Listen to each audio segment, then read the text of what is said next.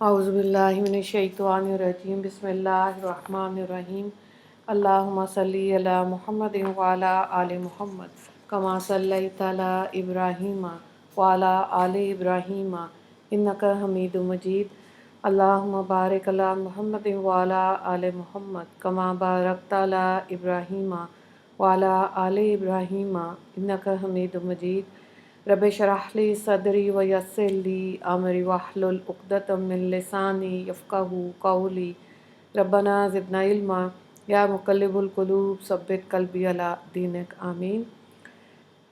10 عنوانات کے تحت اسلامی تعلیمات 25 ربیع الثانی۔ عنوان نمبر 1 اسلامی تاریخ حضور صلی اللہ علیہ وآلہ وسلم کی ہجرت۔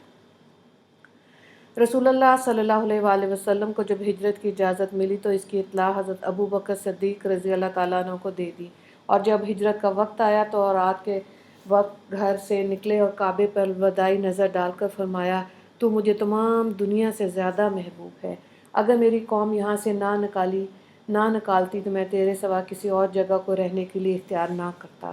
حضرت اسماء بنت ابو بکر نے 2-3 روز کے کھانے پینے کا سامان تیار کیا۔ آپ صلی اللہ علیہ وآلہ وسلم حضرت ابو بکر رضی اللہ تعالیٰ عنہ کے ساتھ مکہ سے روانہ ہوئے۔ ایک طرف محبوب وطن چھوڑنے کا غم تھا اور دوسری طرف نوکیلے پتھروں کے دشوار گزار راستے اور ہر طرف سے دشمنوں کا خوف تھا، مگر اسلام کی خاطر امام الانبیاء تمام مصیبتوں کو جھیلتے ہوئے آگے بڑھ رہے تھے۔ راستے میں حضرت ابو بکر رضی اللہ تعالیٰ عنہ کبھی آگے آگے چلتے اور کبھی پیچھے پیچھے چلنے لگتے تھے۔ حضور صلی اللہ علیہ وآلہ وسلم نے اس کی وجہ پوچھی تو انہوں نے فرمایا، یا رسول اللہ، جب مجھے پیچھے سے کسی کے آنے کا خیال ہوتا ہے تو میں آپ صلی اللہ علیہ وآلہ وسلم کے پیچھے چلنے لگتا ہوں، اور جب آگے کسی کے گھات میں رہنے کا خطرہ ہوتا ہے تو آگے چلنے لگتا ہوں۔ چونکہ کفار کی مخالفت کا زور تھا اور وہ لوگ نعوذ باللہ آپ صلی اللہ علیہ وآلہ وسلم کی قتل کی کوشش میں تھے، اس لیے راستے میں آپ صلی اللہ علیہ وآلہ وسلم اور حضرت ابو بکر رضی اللہ تعالیٰ عنہ نے غار ثور میں پناہ لی۔ اس غار میں پہلے حضرت ابو بکر رضی اللہ تعالیٰ عنہ داخل ہوئے اور اس کو صاف کیا، پھر حضور صلی اللہ علیہ وآلہ وسلم اس میں داخل ہوئے، 3 روز تک اسی غار میں رہے۔ عنوان نمبر 2 اللہ کی قدرت، غذا اور سانس کی نالیاں۔ اللہ تعالیٰ نے ہمارے سانس لینے اور کھانے پینے کے 2 مختلف نالیاں بنائیں۔ کھانے کی نالی کا تعلق معدے سے ہے اور سانس کی نالی کا تعلق پھیپھڑوں سے ہے۔ جب انسان کھاتا ہے یا پیتا ہے تو قدرتی طور پر سانس کی نالی کا منہ ڈھکن کی طرح پردے سے بند ہو جاتا ہے اور کھانے کی نالی کے ذریعے کھانا معدے میں پہنچ جاتا ہے۔ یہی کھانا اگر ہوا کی نالی میں داخل ہو کر پھیپھڑے میں پہنچ جاتا تو انسان کا زندہ رہنا مشکل ہو جاتا، مگر اللہ تعالیٰ کی قدرت پر قربان جائیں کہ دونوں نالیوں کے قریب ہونے کے باوجود سانس لینے اور کھانے پینے کا حیران کن انتظام فرما دیا۔ اللہ اکبر۔ عنوان نمبر 3 ایک فرض کے بارے میں، سود سے بچنا۔ قرآن میں اللہ تعالیٰ فرماتا ہے، اے ایمان والو، تم کئی گناہ بڑھا کر سود مت کھایا کرو، کیونکہ سود لینا مطلقاً حرام ہے، اور اللہ تعالیٰ سے ڈرتے رہو تاکہ تم کامیاب ہو۔ سورہ آل عمران آیت نمبر 130۔ مفہوم یہ ہے کہ کم یا زیادہ سود لینا، دینا، کھانا، کھلانا جائز اور حرام ہے، ناجائز اور حرام ہے۔ قرآن اور حدیث میں اس پر بڑی سخت وعید آئی ہے، لہذا ہر مسلمان پر سودی لین دین سے بچنا ضروری ہے۔ عنوان نمبر 4 ایک سنت کے بارے میں، عشاء کے بعد جلدی سونا۔ رسول اللہ صلی اللہ علیہ وآلہ وسلم عشاء سے پہلے نہیں سوتے تھے اور عشاء کے بعد نہیں جاگتے تھے بلکہ سو جاتے تھے۔ مسند احمد کی حدیث ہے، حضرت عائشہ رضی اللہ تعالیٰ عنہا اس کی راویہ ہیں۔ عنوان نمبر 5 ایک اہم عمل کی فضیلت، جماعت کے لیے مسجد جانا۔ رسول اللہ صلی اللہ علیہ وآلہ وسلم نے فرمایا، جو شخص بعد جماعت نماز کے لیے مسجد میں جائے تو آتے جاتے ہر قدم پر ایک گناہ مٹتا ہے، اور ہر قدم پہ اس کے لیے ایک نیکی لکھی جاتی ہے۔ مسند احمد کی حدیث ہے، عبداللہ بن عمر رضی اللہ تعالیٰ عنہ اس کے راوی ہیں۔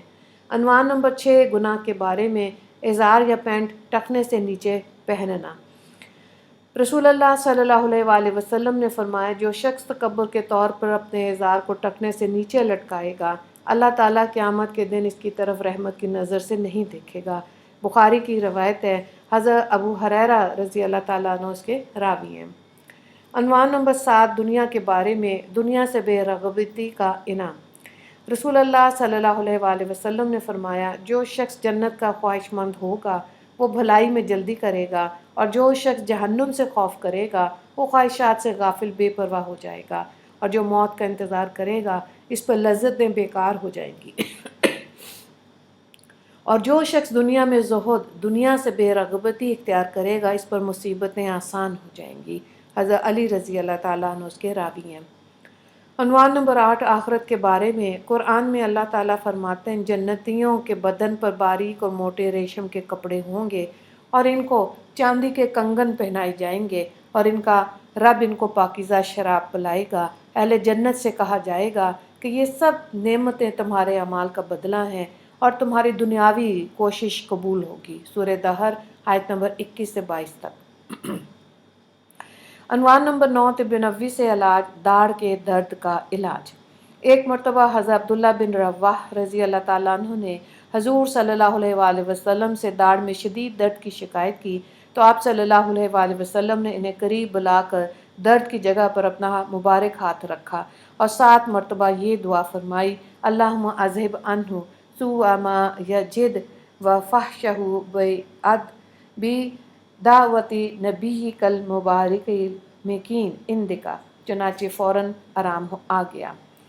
عنوان نمبر 10، قرآن کی نصیحت۔ قرآن میں اللہ تعالیٰ فرماتا ہے اللہ تعالیٰ تم کو حکم دیتا ہے کہ امانت والوں کو ان کی امانتیں واپس کر دیا کرو۔ سورہ نساء آیت نمبر 58۔ وآخر دعوانا ان الحمد للہ رب العالمین۔ اللہم اغفر للمسلمین والمسلمات والمؤمنین والمؤمنات۔ السلام علیکم ورحمۃ اللہ وبرکاتہ۔